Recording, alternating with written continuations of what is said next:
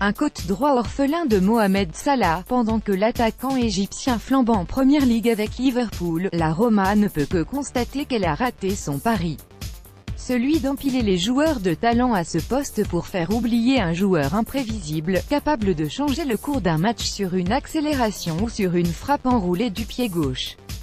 Pour l'après Salah, la Roma a misé sur Patrick Schick, 34 millions d'euros, 8 millions d'euros de bonus, et Cengiz Ünder, 13,4 millions d'euros, 1,5 million d'euros de bonus, deux éléments d'avenir, âgés respectivement de 22 et 20 ans. Sans oublier le Français Grégoire Defrel, pouvant lui aussi dépanner sur l'aile droite, recruté contre 20 millions d'euros et 3 éventuels millions additionnels. Après 7 mois de compétition, aucun de ces 3 joueurs ne s'est réellement imposé. Si le jeune Turc Ünder reste celui ayant le plus progressé, il n'a su s'imposer que depuis début 2018 et est absent pour le match à Barcelone, ce mercredi, à l'occasion du quart de finale aller de la Ligue des Champions. Sur l'aile gauche, les performances de Stéphane El Shaarawy, souvent aligné à droite, et Diego Perotti ne sont guère plus réjouissantes. Hormis de rares coups d'éclat, celles-ci, les deux joueurs patinent et ont des difficultés à se montrer décisifs dans les moments importants.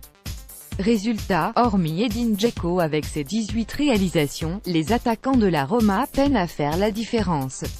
La saison de la Roma en souffre logiquement. Sur les 40 matchs disputés toutes compétitions confondues, à 24 reprises, le club romain n'a pas marqué plus d'un but, victoire, nul et défaite mélangées. À eux 3, Perotti, El Shaarawy et Ünder affichent 21 buts, c'est seulement 3 de plus que le seul Dzeko.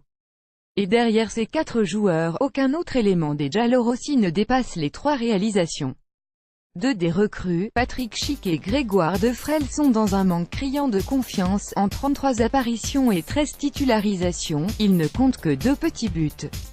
Pourtant, la Roma se crée des occasions, mais une forte maladresse devant le but empêche les Romains de faire la différence plus rapidement.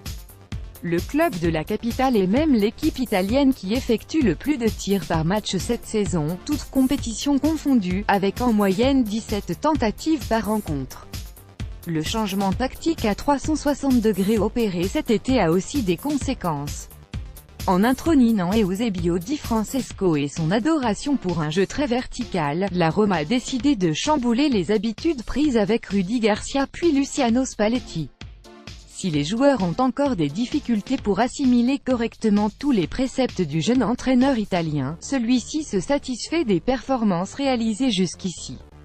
On aurait pu prendre plus de points en Serie A mais on a connu de belles satisfactions en Ligue des Champions, expliquait-il lundi à Roma TV. On ne doit pas se contenter de cela, on respecte le Barça mais on doit le jouer sans peur car la crainte n'aide jamais. On a changé de mentalité après le match face à Chelsea, ce match doit nous donner de la force.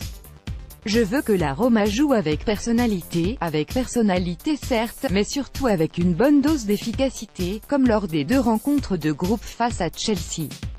Car à jouer sans maîtrise de son sang-froid, on se fait sortir sans gloire. La Roma le sait, les matchs face à Manchester United, 7-1, 2007, au Bayern Munich, 1-7, 2014, et au Barça, déjà, 6-1, 2015, sont là pour en témoigner. La Lose n'est jamais